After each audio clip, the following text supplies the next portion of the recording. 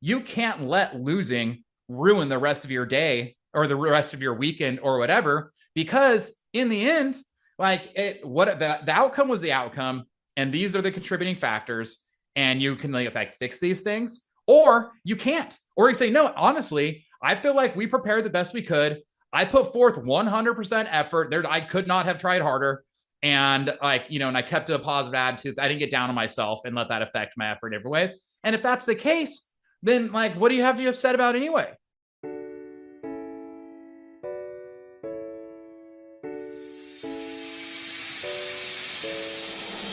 Welcome to Give a Heck. I am your host, Dwight Heck, and for much of my life, lived my life in quiet desperation, wondering how I was going to pay the bills, take vacations, save for retirement, and one day wondering if I would get off the hamster wheel of life and have purpose.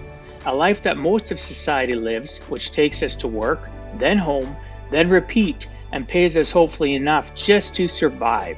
The harsh truth that most live with more month than money and have no idea how to live life on purpose, not by accident. This ensures the mass majority are living not just financially broke, however emotionally and mentally as well due to financial pressures. In each episode, I will introduce you to thoughts, ideas, and guests that can help you to learn how you too can live life on purpose, not by accident. Welcome back to the Give a Heck podcast. I'm your host, Dwight Heck. I'm here to help you live life on purpose and not by accident. Each week, we dive into real stories, raw truths, and powerful conversations that challenge you to give a heck about your life and the lives of others. Before we dive in, I want to share something personal with you. Over the years, I've learned that the biggest breakthroughs do not come from waiting for motivation. They come from movement. Today's guest lives that truth. His journey from garage startup to global impact is more than inspiring. It is a masterclass in momentum. This conversation is about cutting through the noise, taking bold action, and learning how to win your next hour. Today's guest is Danny Lehr. He is a speaker, author of Win Your Next Hour, co-founder of the lifestyle brand Caffeine and Kilos, and a former competitive athlete. He has coached everyone from gym owners to Olympians to build a multi-million dollar company featured in Forbes and Health magazine. Danny's mission is clear. He helps people stop overthinking and start executing. Through his WIN protocol, speaking engagements, and coaching, he empowers others to take control of their time, build momentum, and accomplish their biggest dreams 1 hour at a time. Get ready to explore how to clarify, focus, and bold action can change your life. I'd like to welcome you to the show, Danny. Thanks so much for agreeing to come on and share with us some of your life journey. Yeah, thanks, Dwight. Excited to be here, man. Yeah, me too. Sorry for the word salad there, listeners and people watching on YouTube. All of a sudden, I just had an allergy breakout and everything starts flowing, and I'm trying to talk and communicate at the same time. So why is it important to tell you? Because this is real life. I give a heck about everybody, and I figure you ought to know, because if you aren't watching, you're listening, and maybe you hear the odd sniffle, and that wasn't intentional, but that's real life. So Danny, I appreciate you coming on, brother. I loved our opening conversation. And the reason I bring that up to listeners and viewers is, you know what? We are brothers and sisters, Canada, US, right? We just need to all get along. And whether you like your politicians or don't like your politicians, like your brothers and sisters across the border, because we all, when we get stuck, we bleed, right? Last time I looked, I didn't have any alien interactions around me in my country. So you're all human. I'm human. Let's just get along. And that's why my brothers and sisters in the US, you're one of my biggest listening population. And I really appreciate it. And just wanted to let you know, I am here for you. No matter what is going on, you have a friendly voice and a face in me, Dwight, and the Give a Heck podcast. So I'll get off my soapbox and we'll get to Danny now. So Danny, one of the things I talk to you about is I like to talk to people about their origin story and some of the earliest experience that shaped their mindset around action, discipline, and momentum, things that they may not even realize at this moment. And as they start Yeah. sharing, they realize, wow, that was impactful on my life. So please share me your origin story, Danny. Yeah, I Whatever love you feel that. comfortable with. Yeah, that's great. So it's funny. It's something that I never really thought about too much as far as, from my childhood or that type of thing until I started getting interviewed more. As I had some success in business and in the sport of weightlifting, I started getting interviewed. And the question that came up was about my childhood and some different things. And since then, I realized the big impact it had. And so I'll share that with you first. Is my dad is a mountain man, right? Of sorts, meaning he just all he wants to do is go backpacking and hiking and fishing and that type of thing. Now he's got this truck that he takes in these off-road adventures, that type of thing. So when we were kids, it's just me and my brother. He's 3 years older than I am. He would take us on these backpacking trips. And so I was pretty young. I don't know exactly how old I was, but I mean, I was probably, 7 years old or so. My brother then was 10, and he had these backpacks that were, kid sized backpacking backpacks. And every summer we'd go out and we'd do, knock 30 miles off of the John Muir Trail through Yosemite. And so, we'd go whatever, 5, 6 miles a day, but for 5 or 6 days in a row and all through Yosemite. And I mean, it was an adventure. It was a good time, mostly on trail. Every now and then we'd go on little trips off trail too, bushwhacking. But I mean, we'd go and we'd see, I remember there was some of the trips where we'd see bears every single night. This was before bear canisters. We had to hang our food in the trees. At one point, he got into this ultra lightweight mode, started reading these books about ultralight backpacking. And so the only pocket knife we would take is little keychain pocket knives. And this was headlamps, existed, but they were bulkier than they are now, right? So we're talking this is 35 years ago. And so the only flashlight we would take is a little keychain flashlights, little push button on the back, keychain flashlights, and we didn't take tents. That what a waste carrying that extra weight. We would just sleep on a tarp. And then he decided the tarps were too heavy. So we would just take a tent footprint. So just basically a sheet of nylon, and we'd sleep on that. And if we had a second one, if it rained, we would just pull that up over our heads and just lay there. And it was great. Anyway, it's one of those things where that was just a part of my childhood, is going on these backpacking trips and everything. And then as my life's unfolding, questions about, where do you think you learned to keep going even when things get hard, and different things like that. I started reflecting upon that, and it's absolutely was a major cornerstone of the way I operate in my life, because I remember lots of times we're going up this mountain on these switchbacks, and I wanted to stop. My legs were tired. I was carrying a 30-pound pack on my back, and I was 8 years old or whatever, and but you don't really have an option. Like you can't just stop. Like you can't sleep there in the middle of the trail. And if you're on these switchbacks going up over this peak, it's like, no, you got to get up and over the peak and then go down a little on the other side. And that's where we're going to camp for the night. And the whole, just quitting just really isn't a choice, right? Like we are, whatever, 15 miles from the car, and it's going to take us 2 more days to get there. And the way to get there is over this mountain. And so we can stop and take a break. You take a break, no problem. But you can't just quit, can't just stop.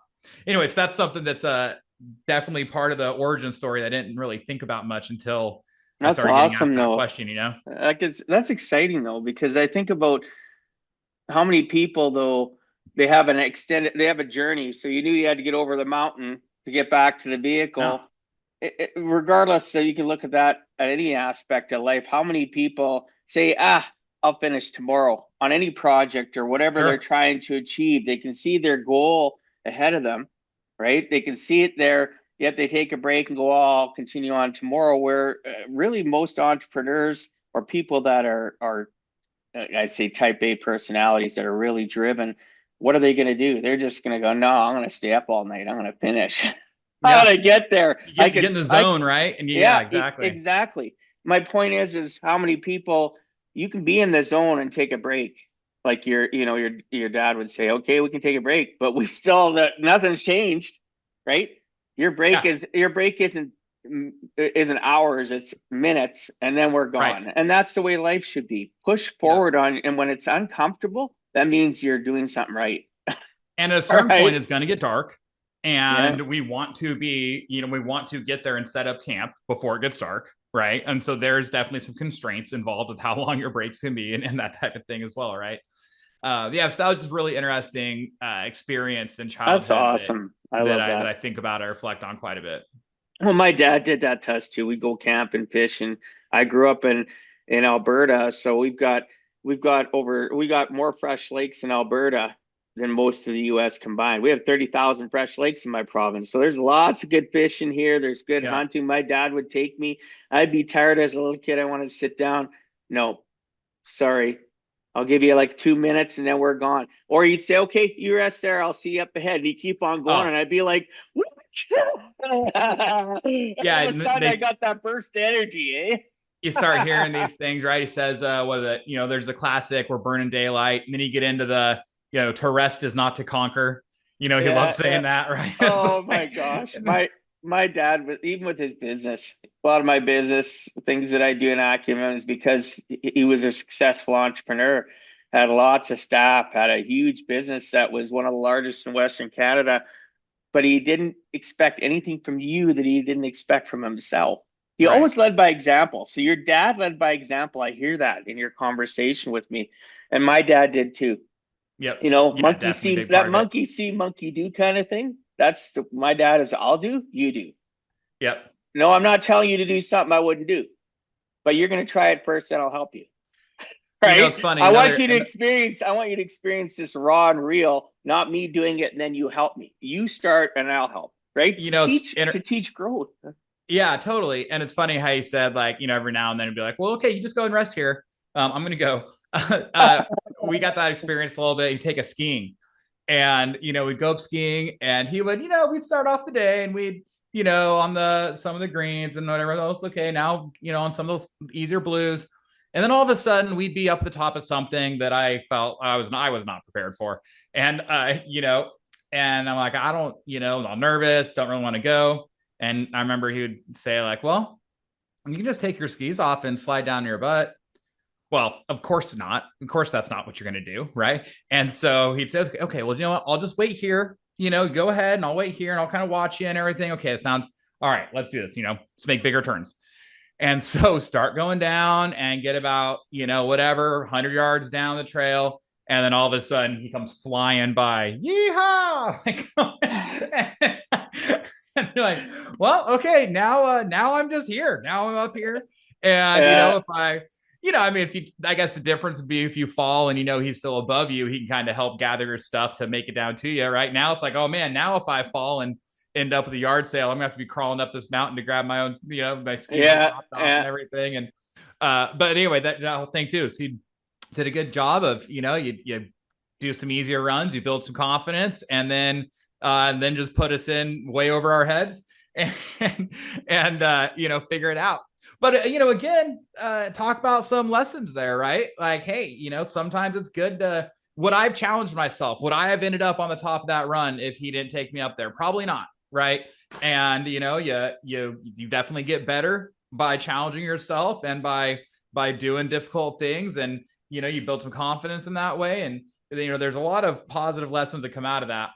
But yeah, it's funny. That was definitely the a mindset relatively frequent experience there as well. the mindset is fantastic though, because so many families today, so many helicopter parents, and don't get me wrong, they existed 30, 40, 50 years ago, but there's Sure. so much more up front and center today because of social media and I'm not saying you shouldn't have empathy. I completely agree in empathy. I'm an actual empath myself, but you can use empathy for a tool, good or bad.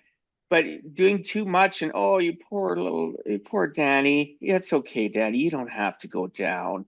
Here, you take the lift down. That'll meet you down. What does that freaking accomplish? What do you teach someone, right? What's that teach someone? Quit. Don't try hard things. Quit. Yeah, quitters never win and winners never quit. Like I used to, all my kids, I have 5 kids, they're all adults now, but same sort of idea, push them, push them. And there was times, especially when I was going through divorce and getting full custody of them over the years, going through all that stuff, that I'd feel and I'd make decisions that weren't necessarily the best to push them forward because my own mental state of mind was cloudy, right? It was Right. a cloudy, and it wasn't with a side of meatballs. But at the end of the day, for those who get the reference, um, I just at the end of the day, we don't always make the best choices, but hopefully our parents do enough to give us good learned behaviors, not the broken learned behaviors that I deal with on the daily with people. Yeah. That would be, hey, Danny, you don't have to do that. Right. Oh, Right. okay, we'll camp here. We don't need to get to the other side of the hill. We'll camp right here. We'll block the trail. It's about us. It's about you, Danny. We're gonna let Yeah. you control where we go, whereas you had a good, confident leader. No. Over the mountain, we're camping there. I love it, right? Yeah. I hope people are understanding what we're laying down here, right? Oh, I Don't think quit. so. Yeah, definitely. Just give her, give her, give her, give her. So your background as a competitive athlete, right, and an educator, obviously, when I look back and hear some of your origin now, it ties directly to the fact of being competitive and never quitting. Your platforms and the things that you utilize today, the frameworks that help people stop procrastinating and start executing. What led you to that as a young person? Can you look back at your origin and go, I kind of thought I want to do this. Was there anything or did it just come about when you got older that you wanted to do that? Was there any seeds of greatness that were growing that you currently utilize today that you can look back on? So as you mentioned, I always what's okay. So that was my dad. Well, he also my grandfather was an entrepreneur, ran a business, started an air conditioning company, ran that. Then my dad was running that when I was a kid. And so you grow up also and on that side of things. And sometimes after dinner, there's something that had to be done. And say, hey, I got to run to the shop and take care of this real quick. You boys want to go? So sometimes my brother and I would go down there and we would just go play with sheet metal and try not to cut off our fingers in the back. And he would be, finishing up whatever proposal or contract or whatever it was he Yeah. needed to do. And I never thought anything of it really. But some lesson, I realized again later in life that, I grew up with this belief or this knowledge, whatever, that, you don't have to just work for someone else. You can do your own thing. You can run your own business. Never even thought twice about it, right? Because I grew up, that's what my dad did. Is he ran this company that we owned. My grandfather was an entrepreneur and always doing different things. He started that business. He also would, buy a house that was on a double lot and fix up the house, split the lot, build a house on the other half, sell them both, right? Like these types of things. So I grew up kind of seeing these things. And it never, again, I didn't realize what I was watching or whatever. It was just what grandpa's doing. Right. And I'd help him with stuff. He'd had a building and, oh, I got a new tenant in this building. I need to go build a wall, on it's a Saturday or it's like over the summer. And I was whatever, 10, 12 years old. Hey, Danny, you want to come work with me for the day? I'll pay you whatever, $6 an hour. Because it was either me or he was going to go to, labor ready and get a day laborer or something. And so I would go and do the stuff with them. But now I'm so glad that I said yes as often as I did because, again, I kind of saw these things, right? You spend some time with him, you see the way he thinks, you see what he's doing. And it's like, oh, that's interesting. It's a different way to have a job, a different way to make money, a different way to do things, right? It's not just punching this 9 to 5 clock and having a 401k, right? So that was on one side. On the other side, my mom is maybe the most competitive person that you've ever met. I remember growing up playing Yahtzee or whatever, and she would just kick our ass, man. And it was but I'll tell you this: when you won, that you won. There was not any gimmies. There was zero doubt that you actually won. That game, whatever, right? And so that's so really kind of interesting. And my dad obviously helped push us in different ways, and he likes to win with stuff too. But he's a good time, nice guy, likes doing that stuff. And so it's this kind of combination of being raised by a tomboy athlete and then a mountain man. It's you kind of get these same lessons but from different angles, right? I love And it. so that all kind of loops around to I just like to compete. I mean, if we could sit here and if, whatever, if you pull out a coin and you say heads or tails, and okay, we could probably do that for a little while. You know what I mean? Like, so Yeah, of course. any opportunity to win or compete, it's always been interesting to me, and it's fun. And it doesn't mean I'm a natural and good at everything. In fact, in general, I think that I'm a mediocre athlete, but I just am stubborn enough and competitive enough to find a way to win. You And missed a word. You missed tenacity. You're tenacious, brother. yeah, perhaps. And so it's, unfortunately, most of the sports that I've excelled at are ones that uh, you really have the best chance if you're just willing to hurt more than the other people, right? And highly technical. Also highly Yeah, technical, which it yeah. goes with the same thing. Like, you just have to be okay at always being bad, right? Because you can always just get a little bit better with a little bit better technique, right? And so it's examples. So most of my success in athletics were in Olympic style weightlifting, where we would train 9 sessions a week, heavy squats 9 times a week.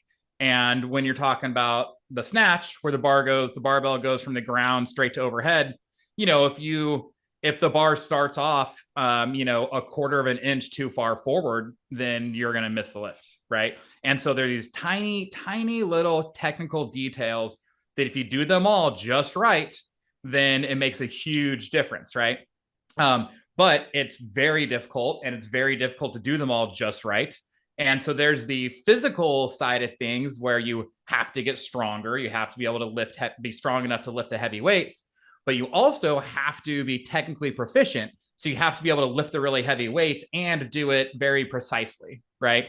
And so even when getting strong takes time, and getting strong is a practice in failing when you're trying to get as strong as possible, as quickly as possible, because you just have to be constantly trying to add one more kilo to the bar, and one after another. So there's more fails than success in the end.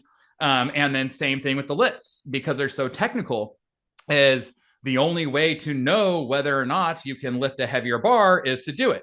And the only way to do it is probably by missing it a handful of times at least before you get there, right? And prior to that, my best sport when I was a youth, in high school and everything, was wrestling, and it's a very similar type thing. It hurts, and to get good, you have to be okay with things hurting. And it gets to be high at the better you get, the more technical you have to be. And so it's the same, very similar type things. And now one of my favorite hobbies is indoor rock climbing. And it's Oh, the wow. exact same thing. Like, yes, you have to get stronger in different ways, but technical. If you put your foot facing this way, or if you just like twist it, 10 degrees, then all of a sudden you can now do this thing that you couldn't do before. And so I've just found this curse, you could say, or blessing into curse, whatever. The things I've tended to excel at are things that take time, are physically demanding, but also highly technical. I always thought, man, if I could just run faster and catch a ball better, that'd be a lot easier. But this is this is where I'm at. Oh, I love it though. Like you unpacked a little bit of that, all of it was fantastic that you just shared. The thing that made me smile the most was you talked about having to go, okay, I got to build this wall. I got to do this. It's a Saturday. Same with me. My dad was big, successful business person. Okay, no, you're not taking the summers off. You're coming to work. Yeah, I'll give you a couple days off, but Yeah, all I have to give you is a roof over your head, food, and love. The rest is all up to you. I don't care if you're yeah, 12. All right. yeah, You got to come out and work. But then you talked about being competitive. It's the exact opposite. My mom was the one, if we played cards, she'd let us win. We yeah, play Yahtzee, she'd let us. My dad was like, you want to play crib? You want to play like he loved card games. You want to play this? Okay, I'll help you. So I hate it. For those that know what crib is, you're counting your points. He'd yeah. count mine, he'd count his, he'd move to, and I'd still be trying to figure it out. He'd go, I'll help you, but I'm not going to help you win. Right. This is what you chose. I'll teach you how to count it. I'll teach you Yeah. what the process is it, but along the way, I'm going to kick your ass. That's And it. he, Yeah. Yeah. right? So if I won against my dad in any game, it would be like, yeah. because I knew it was an Yeah. honest win. Well, And even and at it felt, and 80, you won, yeah, right? And then you're like, oh, that felt good, right? even at 84, if he's playing with his great grandkids, let's say he's playing Uno or something like that, he don't care. Oh, I got the better hand. I put in an effort. I thought, some and they'll some be. people would argue that that's actually the most kind thing you could do, and that letting them win is actually cruel I because you're think not it's teaching them cruel. anything, right? Oh, And so let's give you a trophy for coming eighth place. What yeah, the TF is that? Like, my kids growing up, and they started giving these. Oh, here's your award for being last or whatever, right? You'd have first, second, third, then, oh, here's your participation award. What are you telling those kids? You got to get a right, pat on the back for being average and mediocre. yeah, Guess what? Maybe you need to take that little step that, Danny talks about. Maybe you need to, can you handle the pain more than a person beside you?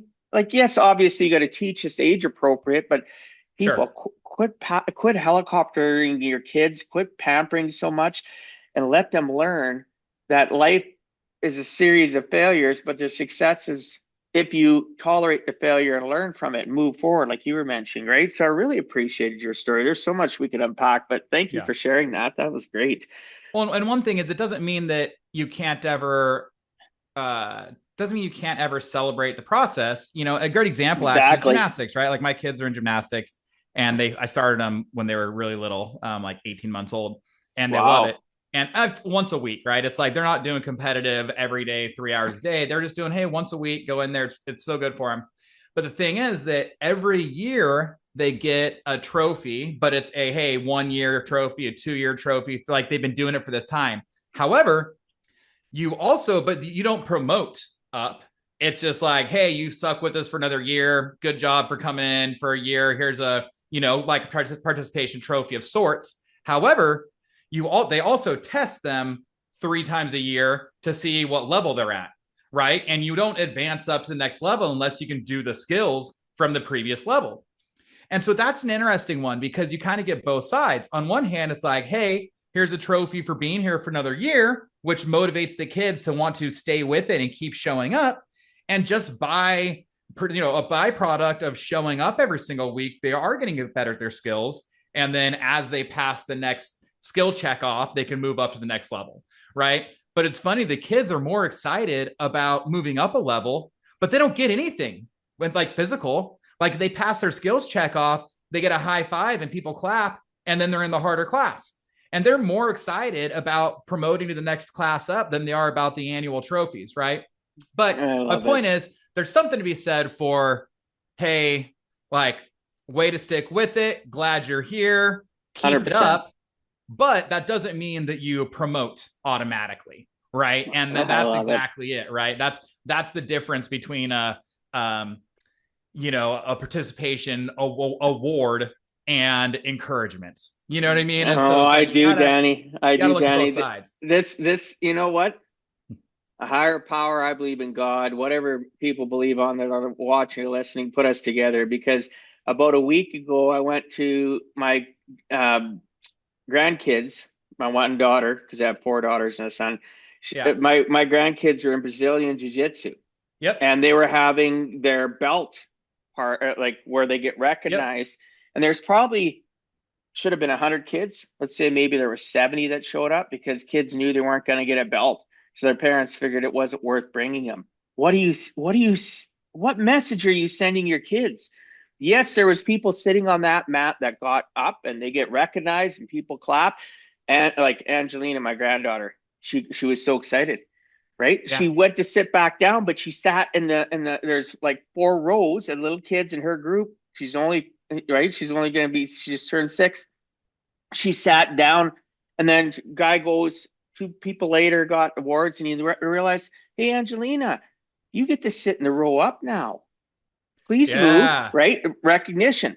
There was friends of hers that are still in the row behind. You could see they were sad and upset.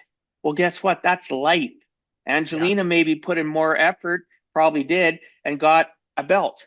3 of my grandkids all got belts, but there was friends of theirs that didn't. You know what I Or thought was the most powerful? Let me finish this, Danny. Was my yeah.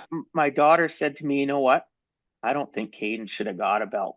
because she goes to all their classes. She takes them to all, they go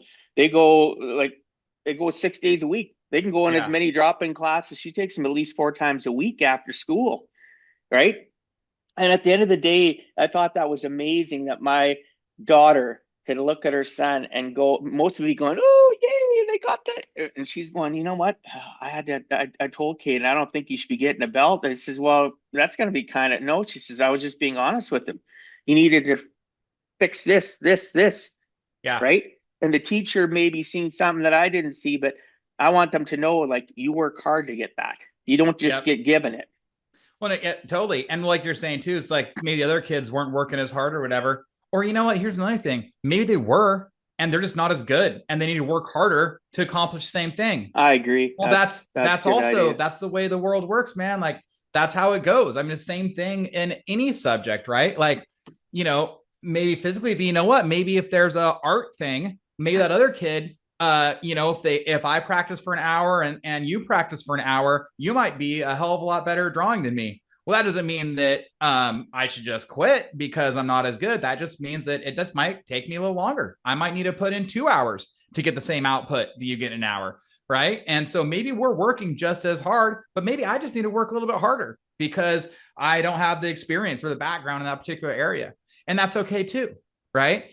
But again, just like you're saying, them going and watching someone else promote and them not promoting, that's part of the deal. You need Yeah. something. Hey, something's got to change. It's funny. So I'm in a gym. That's one of the things I do. And we have one of the coaches there one time. He was telling people, hey, the goal is the ball needs to get this high. If that's not happening for you, something needs to change. Maybe you need to change the weight of the ball. Maybe you need to change your expectations. Maybe you need to change your effort.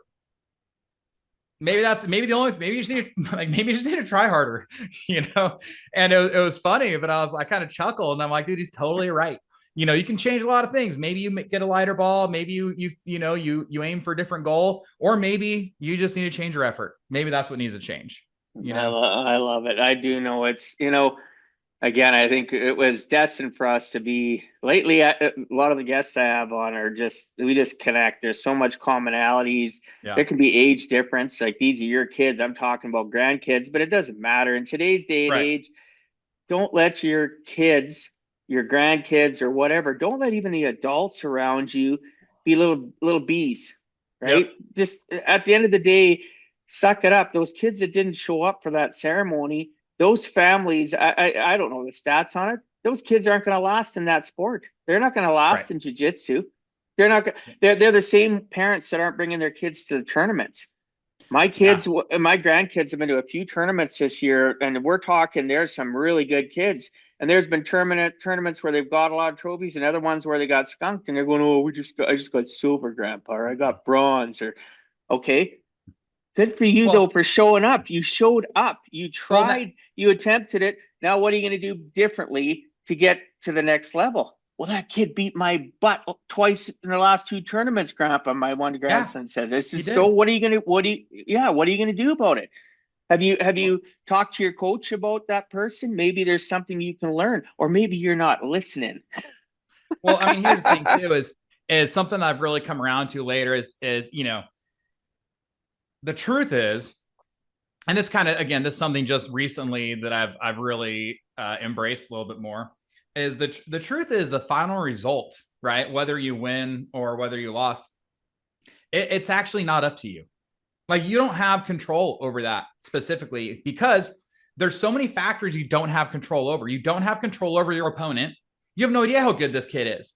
That kid, maybe he's been doing it since birth, essentially. Maybe he started at 18 months old Yeah, and loves exactly. it. Maybe his dad is a black belt and they roll every night in the garage. You have no idea. You don't know how good this kid is. You also have no control over the referee. And that doesn't mean the refs doing anything, shady, but maybe he missed something. Maybe he missed a call. That happens.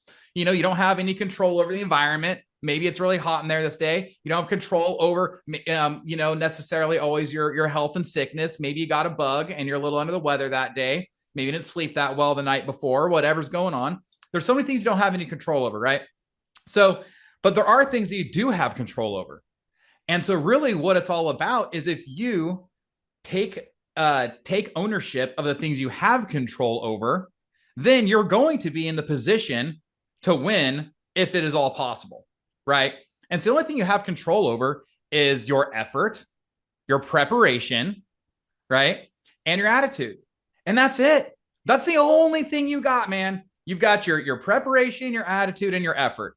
And if you did everything you can to prepare, and if you have a positive attitude, and if your effort is there and you're putting out and trying as hard as you can, that's all you can do. And the end result of winning or losing or whatever, it's not up to you. It's not up to you, right? Yeah, But I if agree. you take care of those three areas, then if there was any chance that you were going to win, you're going to, right? And so like that's the thing is like I try to keep in mind and I try to help with, and I'm helping coach my daughter's soccer team right now. And it's like talking to these kids. We got some girls on this team. They're like great soccer players, they're really good soccer players. And we've been just basically mopping the floor with most teams we play. And this one team beats us, right?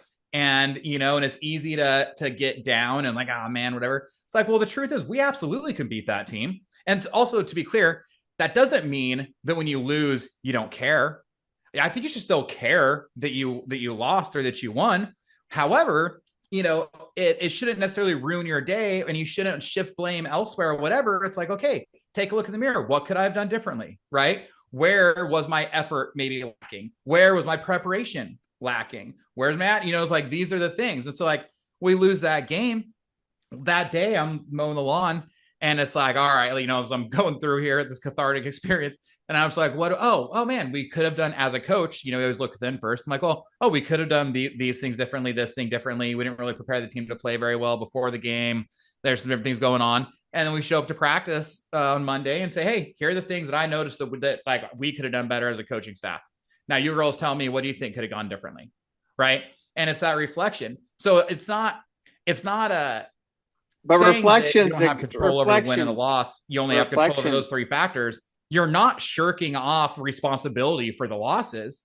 Yeah. You're just understanding that like you can't let losing ruin the rest of your day or the rest of your weekend or whatever, because in the end, like the outcome was the outcome, and these are the contributing factors, and you can like fix these things, or you can't, or you say, no, honestly, I feel like we prepared the best we could. I put forth 100% effort there. I could not have tried harder. And and I kept a positive attitude. I didn't get down on myself and let that affect my effort in different ways. And if that's the case, then like, what do you have to be upset about anyway? You're right. And so it's this interesting, thing as I get older, you kind of realize more and more. I mean, I want to win every single time. But sometimes it's just not an option. Right. I do know. And, and sorry for interrupting when I said those words, but reflection is something that we all lack. And how do we teach our young people to reflect?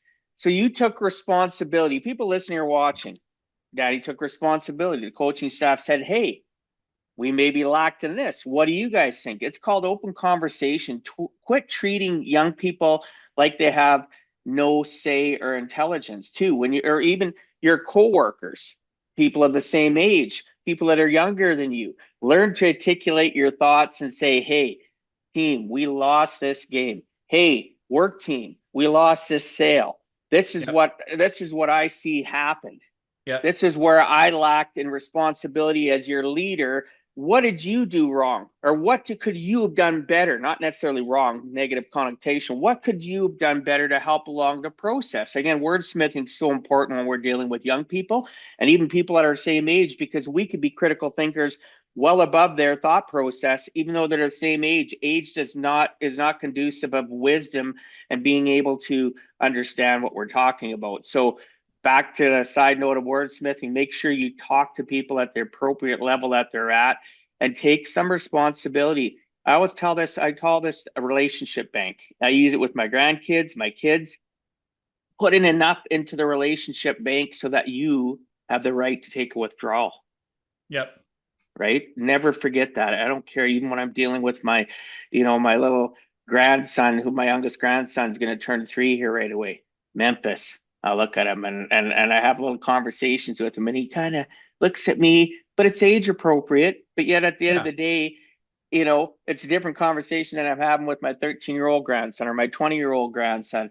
But I reflect and I take responsibility, and I always make sure I'm putting in until that one time that papa or the dad or the brother, friend, coworker, boss can extract now, because they're going to take it better, because they know that you're not always just, if everything that comes out of a coach's mouth, whether you're a parent coach or you're a worker coach or a boss coach, if everything comes out of it, it's negative, they're never going to be able to reflect on anything but negativity.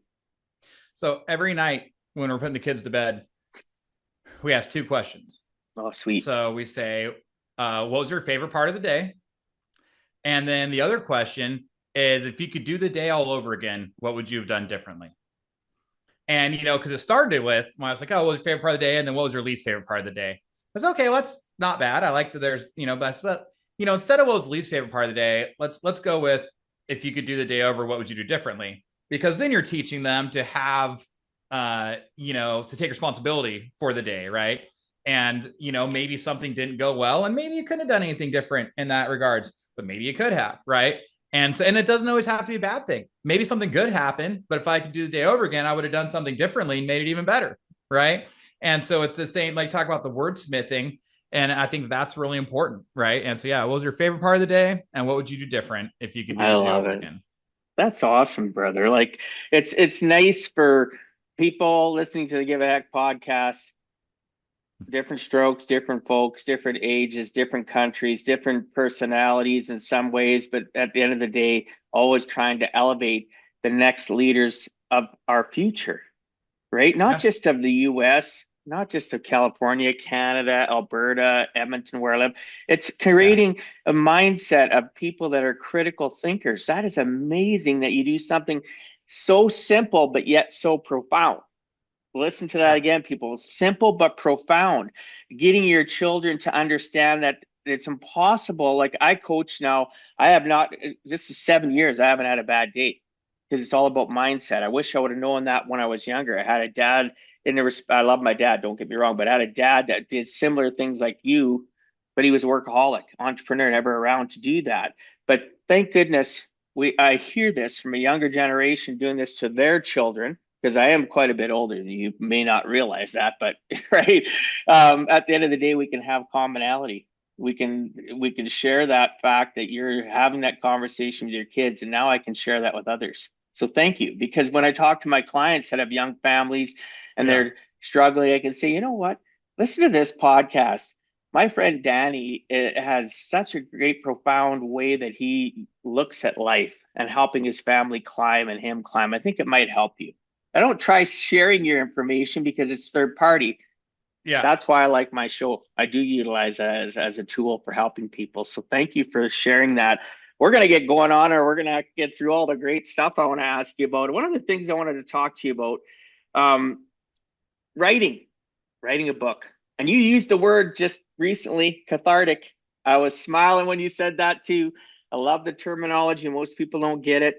So we often talk on the show about writing being cathartic. I know when I wrote my own book, it was very cathartic. 5.5 months. I put stuff in, it would go up to the editor, it would come back. It was very emotional. Sometimes I'd read what I wrote, and you think you'd know it when you're writing it, but it didn't really sink in and impact until the editor come back and, hey, read this chapter again. And I started reading my chapters out loud, and sometimes I'd be kicking myself in the pants going, what, you still have this weakness? And other times I was patting myself in the back going, geez, I've never given myself acknowledgement for that. So Yeah. it was a very cathartic process until the book released, and then I get all the accolades and people that liked it. What was it like for you writing your book? Was it a cathartic process? Yeah, it was a challenging process. It's funny. If you'd asked me 10 years ago, I'd probably tell you that I would never write a book, right? Not something I was super Me interested too. in. Yeah. Um, and then I just kind of, well, what happened is at one point I realized that if I was a better writer, that would help me in business. It'd be good for me, right? And so I said, okay, I'm going to practice writing a little bit more. And so before doing that, I said, okay, well, I'm gonna do a little bit of learning here. And so I did well in school, whatever, but still, I never really loved. I wasn't didn't love English, didn't love writing. Anyway, and so I got a bunch of books that were about the process of writing, that were from fiction. They were fictional authors primarily. They wrote books about writing. Because you get a book that just about writing like a textbook style or something like that, and it's a little, it's not as entertaining and whatever. But if you start reading books by people that have had success in writing, then I feel like the lessons in there are different a little bit. So example is, Stephen King has a book called On Writing, where the first half of it is autobiographical and the second half is, hey, I've had some success writing books. Here's some things I've learned about the writing process. There's a book called Bird by Bird by Anne Lamott. Same thing. She's a author, successful author, wrote a book about her process in writing. Ray Bradbury has a book called Zen and the Art of Writing or whatever. And so, you start reading these. E.B. White, Charlotte's Web, he has a book about writing. So I just collected all these nonfiction books by fiction authors, and I just read them all back to back over the course of a couple months. And then I started doing homework.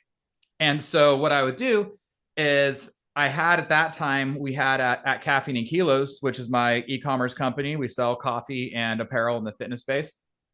We had a customer service representative for us who her parents were both English professors, and she has actually had ghost written a couple books. And so what I would do is I would start writing a weekly email. And so just to practice, I was like, I want to practice. I need to get better at writing. I need to practice. So I would write an essay essentially, and then I would send it to her to grade my paper. And so then she'd read it, and then we'd meet up that week. She'd send it back to me with notes. We'd meet up, and she would basically, help me. She'd grade my paper, fix my mistakes. And we did that every week. I did that every week for about a year. And over the process, you started off, and again, I didn't know I was going to specifically write a book during this. I just knew I wanted to get better at writing. I thought it would help me in business and life and whatever. So started off, mostly, little grammatical errors and that type of stuff, right? Oh, actually here, that should be an M dash, not a comma, and things like that. And then what happened is over the course of 10 to 20 weeks, it turned into bigger picture stuff. There weren't as many of the grammatical errors, and it was more of, the flow of things and vision and explanation and thematic type adjustments, right? And so that was great. I just basically got, and then I have a good friend of mine, and he's published a couple books, and he's an English teacher. And every now and then I'd send one to him, but I know that's what he does for a living. He's an English, so I didn't want to like overburden with my stuff. So every week I'd send him to this girl, and then about once every 6 to 8 weeks I'd send one off to my buddy, who's again published a few books, is an English teacher, and like, all right, let me get your take on this, And so then he would get back basically the same thing. Hey, Jeff, we grade this, and he would do it for me and help me out with it a little bit. And then I was doing this, having a good time with it, and then that's when 2020 COVID stuff happened. All of a sudden, priorities had to shift. This fun little project of writing a weekly email just turned out to not be a priority in my life, and instead it was trying to keep business running. And so I kind of abandoned that little weekly email project for a while. And then when things leveled out a little bit, had a little more time, it's like I realized how much I missed the writing. I missed that process. I missed, once a week sitting down, writing this, it was every Wednesday morning. I'd sit down, I'd write it Wednesday morning. I'd email it to Mariel. She would read it. We'd meet on Thursday and talk about it. And then I'd email it out Friday morning. Right. And I did that every week. And I realized how much I missed that process. And again, like you mentioned, the cathartic nature of it, right? I didn't even think about it at the time, but I didn't even realize how much I was enjoying it really until I didn't do it for 6 months or a year, And so that's what kind of led me then into, okay, what's the next thing? And I knew that I wanted to do more speaking. I'd done a few public speaking things, and they went really well. I really enjoyed it. It's something I'm good at. I enjoy doing. I like helping people, all that. And so I thought, well, you know what? The way to get this message out and help more people, and just kind of, again, scratch my own itch a little bit too, is to write this book that I had all the pieces to. And so that's when I decided to take that on. And it was interesting. I worked with the publisher the entire time. I would write 800. Well, I had to write 2,500 words a week. And so I wrote 800 words a day, Monday, Tuesday, Wednesday, sent them off to the editor. We met on Friday mornings at 6 a.m. I was in my garage on on a call because the rest of the house is sleeping, and we talk about that, that section for that week, and then rinse repeat the next week, all the That's way until awesome. you hit the end of the book, a couple of hundred pages later, right? And so that was my experience, and then from there, then it got shipped off to another editor, which looked at more thematic type things, and then from there into the copywriting stages and everything through that. But so it was. I work really well with deadlines and accountability, and so for me, the meeting with an editor every Friday morning. I am not going to sit down and explain to somebody that I have no further progress than the previous week when we sat down, right? And so it's just that little more motivation to keep going. And some mornings, those 800 words would take, an hour or less. Some mornings, those 800 words would take, 2 to 3 hours. It just depended on the day, but I wouldn't stop until I got to that spot because I knew I needed to have 2,500 done by the end of the week, right? So that was my experience. That's awesome though. But I mentioned it before and I said the word, most people don't realize that tenacity is a superpower. Dude, Yep. you are oozing tenacity from right from your origin all the way to where you are now, whether that tenacity was fueled by your father and you're hiking over the mountains or whatever the case may be, or your mom playing and making you have to earn it, right? Who knows what all those little aspects, which one specifically grew you into the amazing person that you are today. That book, though, that clarification of whether or not, going from one person to another and you missing that is what really keyed me because the consistency of doing it, writing a book, if you're that person that tells me I've been working on it for 3 years and I haven't touched it in months, you're statistically not ever going to finish it. You Right. need to do something that I wrote down here. I wrote down the theme for you. I wrote down the word tenacity. I've wrote it down a couple times because I really do think you're a tenacious person. Tenacity is not bad, people. It's a good thing. It's never giving up. It's understanding that today may have been had some failure moments. It did make your day a failure. And can you learn from them so that the next day you because you reflected, all back to our message here, Yep. reflection and looking at it, you also do something that I'm catching all the time. You have ABCs. You take action, you work on it, you increase your belief, and you're consistent. ABC. I don't care what it is in life. You take action, you increase your belief, you are consistent, you will always win in life. I'm not talking money, I'm talking just satisfaction, belief.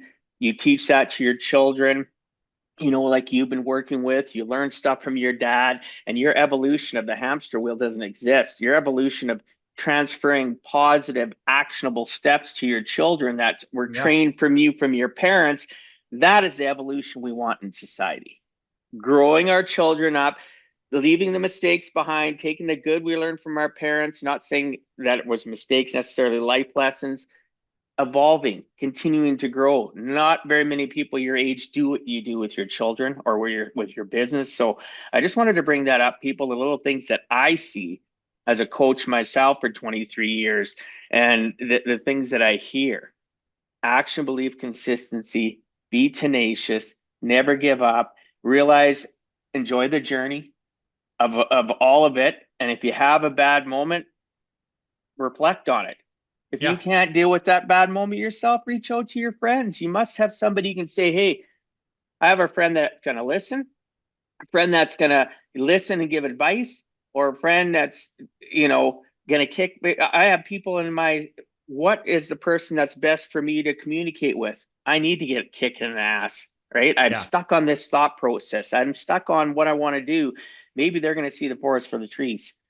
Yeah. Anyway, And I yeah. And digress. funny. I'm impressed with you, is what I'm getting at. Thank you very Oh, much for thanks, Dwight. sharing. You're welcome. Yeah, it's funny when you're talking there too. One thing, talking about the belief and everything and the consistency. So actually in the book, win your next hour, win is an acronym, right? WIN. And the W stands for words. And it comes exactly where you're right saying right there. Is a lot of times people have this, oh, I want to do this thing, but they're not taking any action, but they're also not telling anybody, right? They're just kind of in their own mind. They're, oh, I want to do this thing. Well, it's like, well, that's the first step. You want to do something, you got to start telling people, right? Exactly. Because, and there's, a couple of reasons why. One of those things is there's an accountability piece, right? You tell someone you want to do something, next time you see them, they're going to ask you how it's going. And if you know people are going to be asking you about this thing, you're probably going to start working on it. Just like I didn't want to show up in front of my editor and have zero progress done on the book. You're not going to want to be constantly telling people in your life that you quit because it got hard, you know? And the other thing is belief. So I have a good friend of mine. He's one of my teammates, one of my weightlifting teammates, Wes Kitts. He's a two-time Olympian, and he competed in the Olympics in 2020 Tokyo, and again just last year in Paris. Wow. And I remember when I was writing the book, I was thinking about this, and how telling people what you're going to do is scary sometimes, right? And so I thought, man, what's the scariest thing, man? Like, honestly, telling people your goal is to win a gold medal in the Olympics. I mean, shit, like what's harder than that, And Exactly. not a lot of things in life are going to be more challenging. And so I called Wes and I said, hey, you remember when you were training for the Olympics, when you first decided that was your goal, that you first decided that's what you really want to take on? Were you scared to tell people, you know? And because I don't know, maybe Olympians are just built different, right? Maybe he'd be like, nah, man, it was, but he didn't. He said, I remember what he said. He said, well, actually, I was terrified, you know? So, but pretty soon I realized that if I can't bring myself to say it out loud, how can I really believe it myself?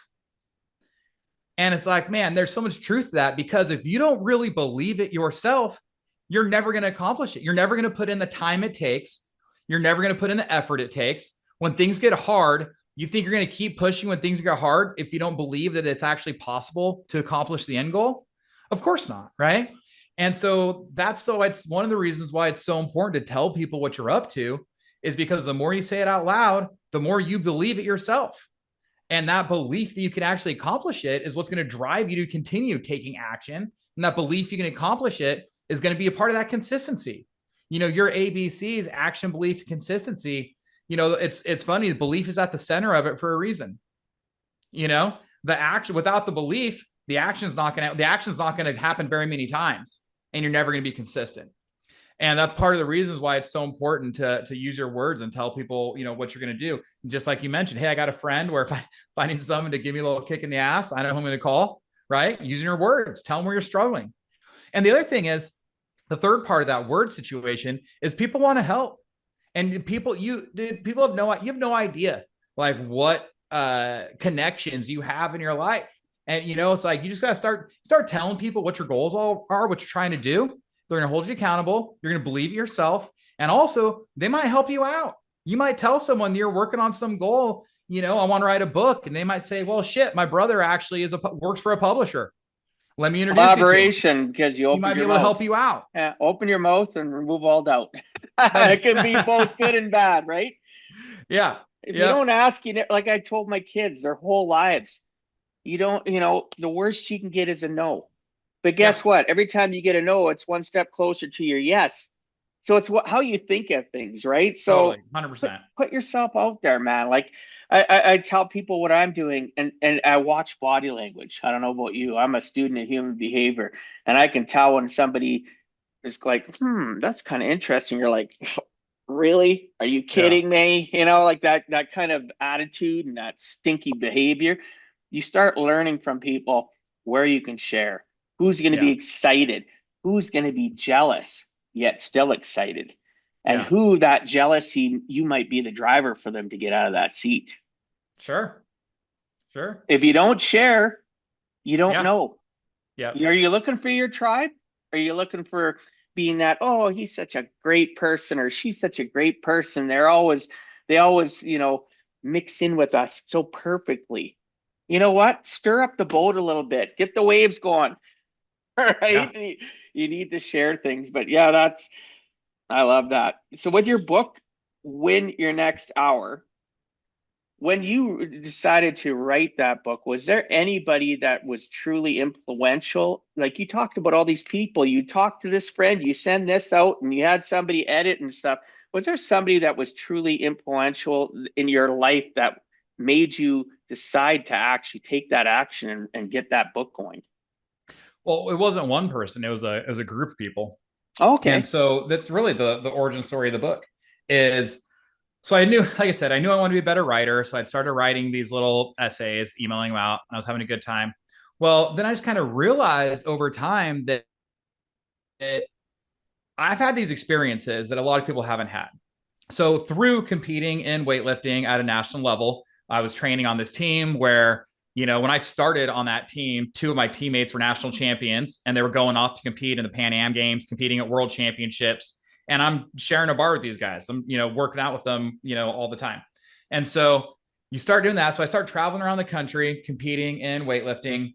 At the same time, Caffeine and Kilos, again, my coffee company took off, right? Kind of out of nowhere, shot off. And so I'm traveling around the country doing events for that. And through that, I basically spent about 10 years or so or more traveling around the country, spending time with ultra high achievers. Meaning, I mentioned my buddy Wes, the two-time Olympian. Well, I mean, he's not the only one. That we helped sponsor this athlete, Morgan King. She's a good friend of mine. She was actually an Olympian in 2016, also in weightlifting. We met this guy, Alexei Tarakti, who was a 2012 gold medalist in the Olympics out of the Ukraine, and his coach, Sergey Putsov.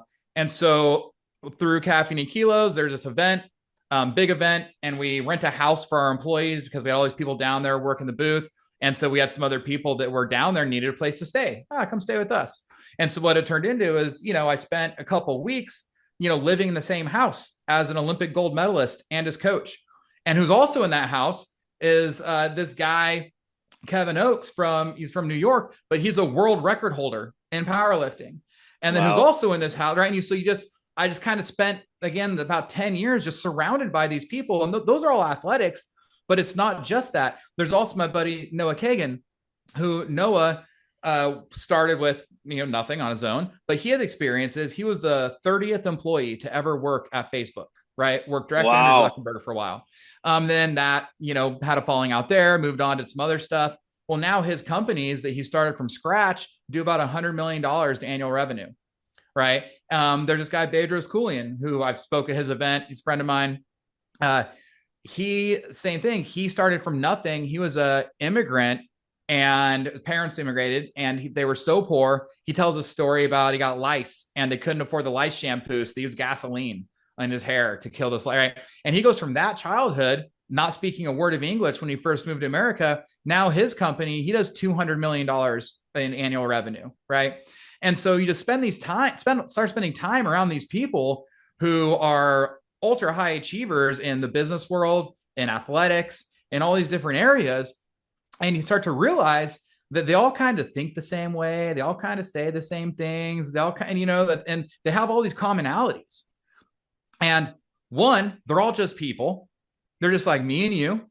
The difference is they think about things just a little bit differently. They maybe say things just a little bit differently. They maybe do things just a little bit differently, but it's nothing crazy. They're not aliens. They're just regular people who have that tenacity you're talking about and do these different things. So I realized, man, I've had the opportunity, been blessed, whatever you want to say, to spend all this time around these people, and I learned so much from them all. A lot of people don't have that. A lot of people don't have those experiences. I think most people you talk to on the street, they've probably never, met an Olympian, let alone spent a couple of weeks, with a gold medalist and his coach, right? They've probably, they maybe don't know anyone or don't have the conversation about, success in business. I have a friend who sold a company for $1.6 billion, right? Wow. And so just spending time around these people, I picked up on some stuff. And so that's really what drive me to write Win Your Next Hours. I thought, man, I've learned so much, had all these opportunities, met all these people, heard their stories, learned kind of what makes them tick, how this goes. And the truth is anyone can do this stuff. It's not, anyone, if your goal is to lose 40 pounds or hike the Appalachian Trail or just start a little side hustle, right? You can do all those things, right? And it's not this, if only. It's like, no, anyone could do these things if you just follow these simple steps. And so that's what drove me to write Win Your Next Hour. And that's really what the book's all about. Is it's not this, up in the clouds theory. It's a blueprint. It's a blueprint that's actionable that anyone can do. Follow these steps and you can accomplish whatever you're trying to do. Awesome. Speaking of the steps, let's get into the WIN protocol and talk some more about that and share what you feel comfortable with. Everything. Yeah, like I love our conversation, the flow of everything. Like I'm going through here and I've got all these questions for those watching. They know Give Back podcast, and I'm going through and I'm going, okay, we talked about that. I don't need to bring that up because that's what a good conversation is. It covers, right? Yeah. The flow is natural. It just flows Yeah. from one thing to the next. So I really appreciate all your sharing. You're very articulate, which is really nice to communicate with somebody. Don't get me wrong. Other guests are great too, but some people are just better at storytelling and presenting an idea, right? And a natural flow. So thank you for that. So if you could go through the WIN protocol and you talked, so some of the framework of the WIN protocol obviously came from all these people, all these associations, and all these things you learned from billionaires to the list goes on. So just talk about that framework of how you developed a little bit more specific than meeting those people and what the framework is and how it can make a difference. Sure. So the framework is WIN, right? Is the Yeah. acronym. So we talked about words, right? Well, the next, so you got to tell people what you're up to. And by the action of telling people what you're up to, some people are going to be able to help you. And then by saying it out loud, you're going to bolster your self-belief. And then people are going to hold you accountable, right? The next step is I, which stands for invest, right? And so you can invest. It doesn't always have to be everyone thinks of money. And that definitely is a motivating factor. But so you can invest money. You can also invest your time. You can invest your effort, right? You can invest in relationships, right? It's like you talked about the relationship bank. I had a business coach for a while that would talk about the favor bank, right? Like you should just do things for people to be nice all the time. If you got an opportunity to do something for somebody, do it, right? Don't do it because you're looking for something back in the end, but just the more you help other people out, karma, it all comes around, right? So you can invest in the favor bank. And then the last one is N, which stands for note your progress. And that's about the idea of the gap in the gain. If you're always thinking about the gap, where you are and where you want to go, then that's discouraging. But if you look at where you are and where you started and how much progress you've made, that's encouraging. That's motivating. And so put all these things in perspective is I've talked about my athletic background quite a bit. The sports I was best at being, weightlifting, where a snatch or a clean and jerk, it takes whatever, less than 5 seconds in total effort on those things. Well, I have a friend here that I know from the climbing gym, and he was talking about, he was gone and he said, oh yeah, I did this bike ride, or he's a cyclist, bike ride around Tahoe. So that sounds fun. I'd love to do that. Lake Tahoe's a couple lake a dozen times. It's like 73 miles. And I thought, man, that'd be fun on a bike. And he's like, oh, you could do it. Oh, okay. Well, that's kind of all, I told him. So I used my words. I said, hey, I want to do this. He said, you could do it. I said, okay, will you kind of help me a little bit? Like give me a little bit of guidance. I've never done this before. And he's done it a handful of times. So yeah, of course. All right. Sounds good.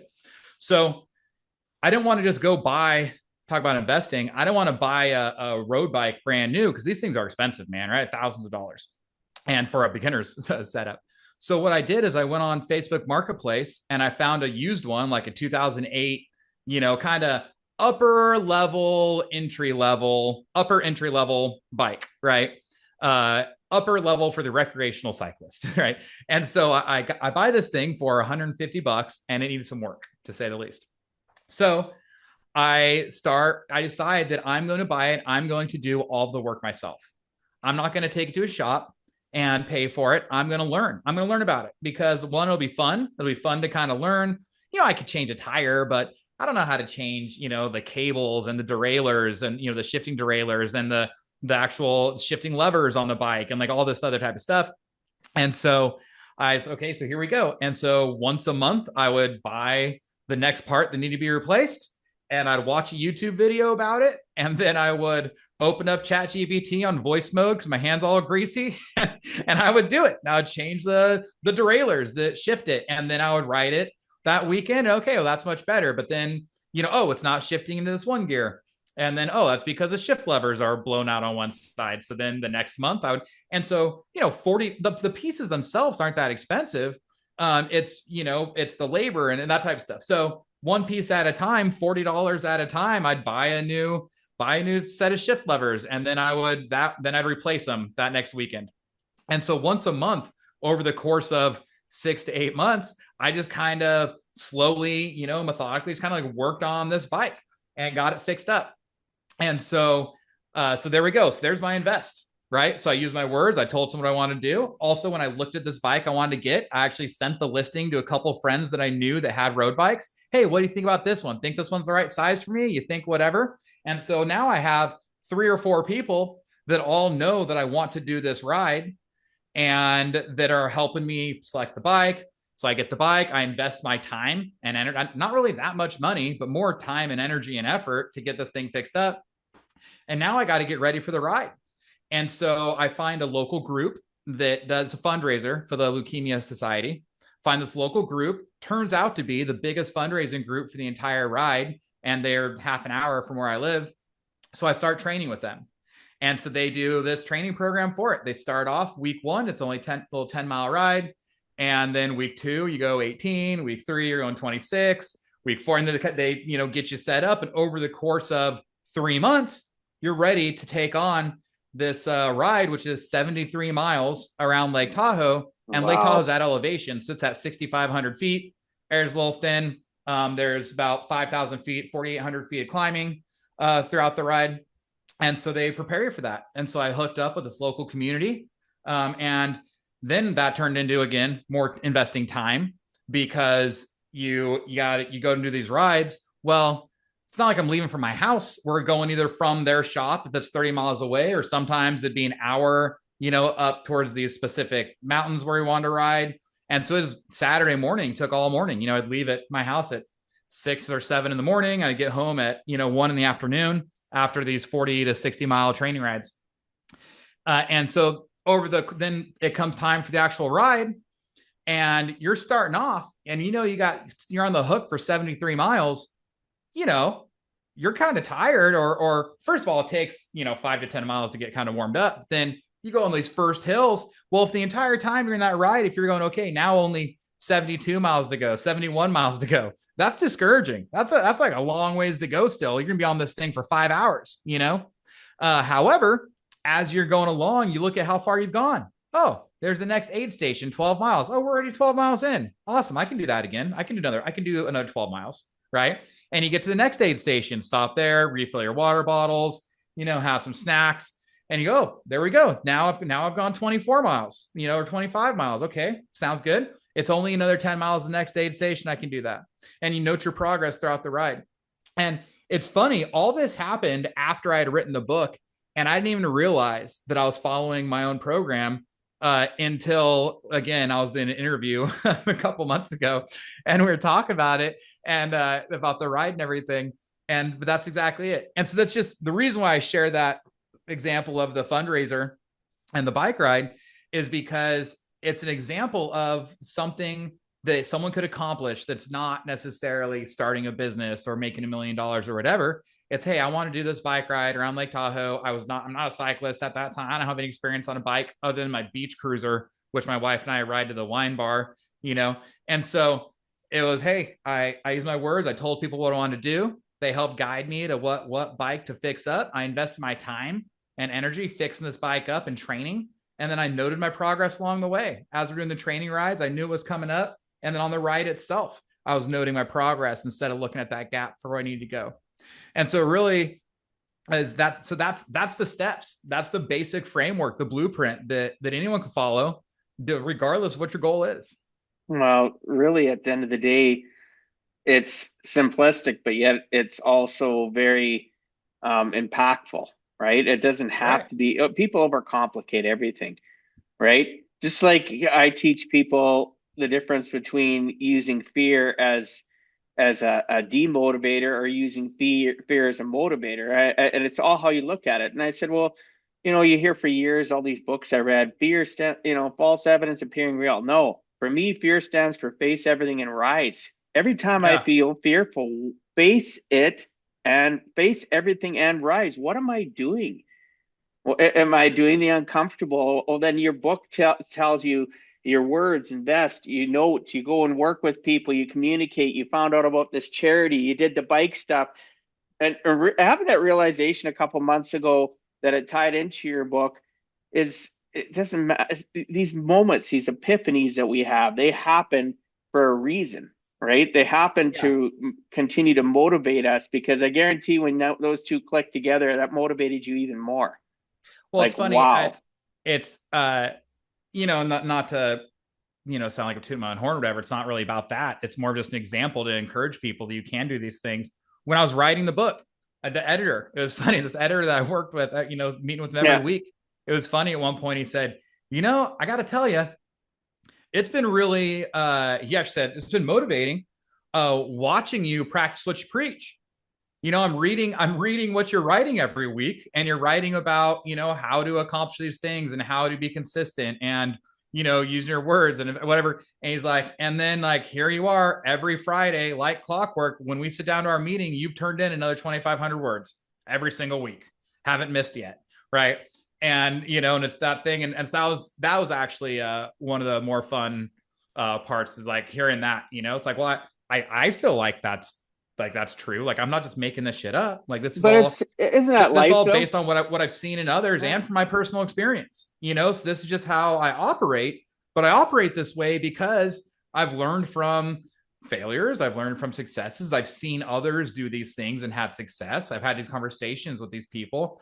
And so anyway, it's as I look back, I find more and more that the times where I've accomplished something, it almost always relates to this exact blueprint and framework, right? It's repeatable and it works. Yeah, and one of the themes I hear throughout that too, you make a promise to yourself, you keep it. Because one of the Yeah. worst things we can do is we make promises, and our brain is a giant computer. It doesn't know the difference between the truth and a lie unless it gives you give it the inputs. So if you give it inputs that you're a quitter, or give it inputs that aren't positive and nurturing, you're gonna be stuck where you're stuck. Yep. And that is just the way it is. We're gonna move on here because we're getting Yep. to the end of the show. We're gonna have to have another conversation because there's things I have missed. Let's talk a little bit about your caffeine and kilos brand. So the brand itself, you said is online. It was you developed it more so to deal with people in the fitness world, correct? Yeah. So So basically tell us about it. started, Yeah. yeah, started off, we just want to host an event. We wanted to get the best weightlifters in the country to come out and lift, compete against each other, and for a cash prize. Or really, we just want to get them out and compete. So how are we going to do that? Well, there's not a lot of money in weightlifting, and especially in 2013, there was really not any. And so I said, okay, well let's get a cash prize. So a friend of mine said, okay, well I can get a sponsor for that. It's okay. Well, we need a venue. And so we went and looked at some venues, and then you got to put down a deposit for that. So, okay, well, let's host a competition, a fitness competition during the day. And then we have this invite only weightlifting meet in the evening. And that's what really launched the whole brand. And, really it's all about is just supporting weightlifting and supporting athletes, right? And just promoting, the main thing is promoting the healthy, active lifestyle. And so that's what Caffeine and Kilo is all about. And so everyone that we know that works out, drinks coffee, caffeine is the number one proven or tested and proven ergogenic aid. And so that's where it all ties together. And so also on the apparel side of things, a lot of apparel in the fitness industry, especially back 10 years ago, it was like there's things you wear in the gym and then things you wear not in the gym. And so our apparels, you can wear it in the gym, but also looks good, comfortable outside, right? And so it's really, the truth is it's really like a streetwear brand.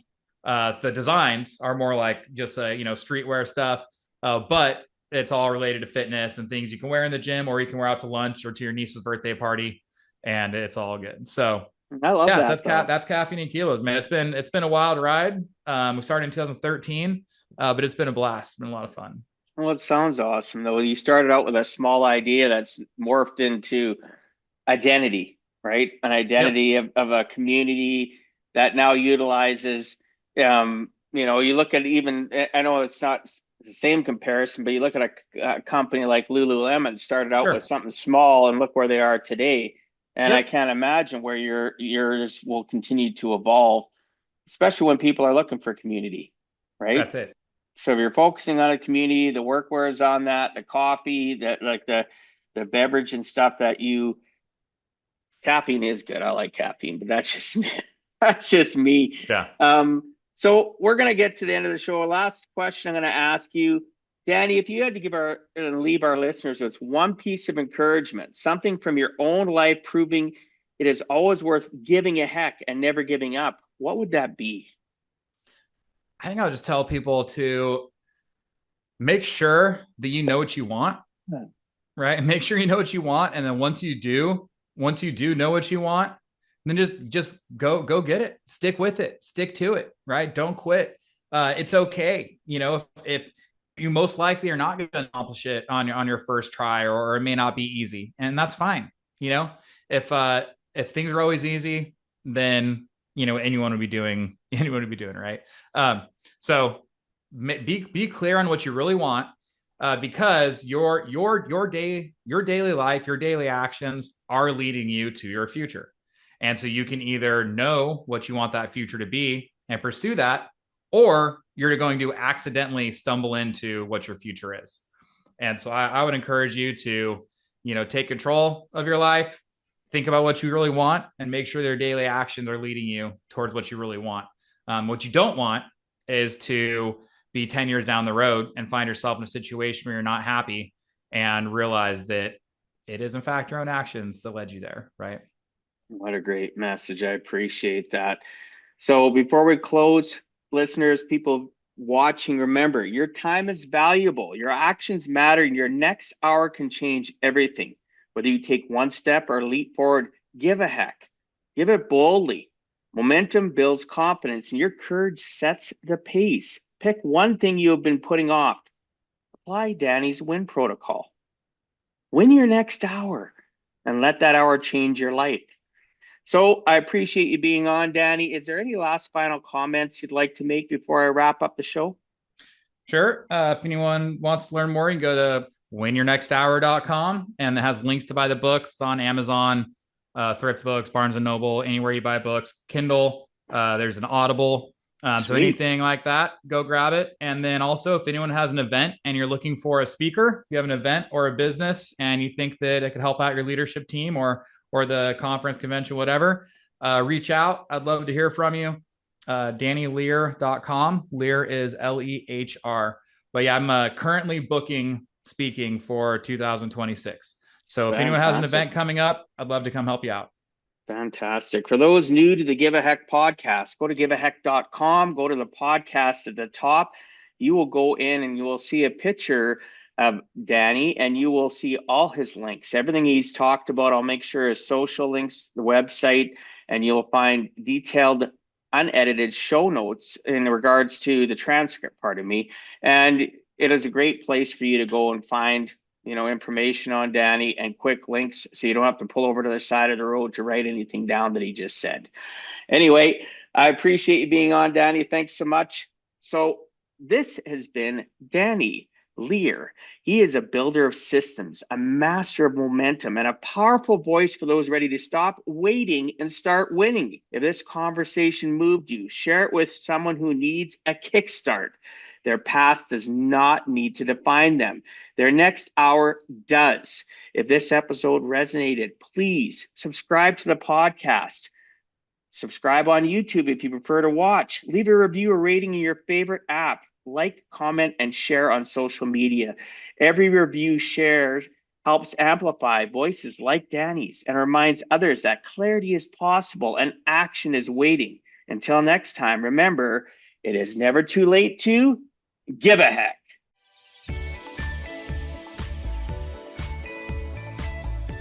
Thank you for taking time out of your day and listening to Give a Heck. If you find value, I'd appreciate you sharing with your friends and family so they too can learn how to live life on purpose, not by accident. So you do not miss the next episode, please subscribe on your favorite podcast platform, and please also post a review. I look forward to reading your comments. This has been Dwight Heck. If you want to check out other podcast episodes or today's show notes, please check out my website, giveaheck.com, And until next time, together let us all strive to give a heck.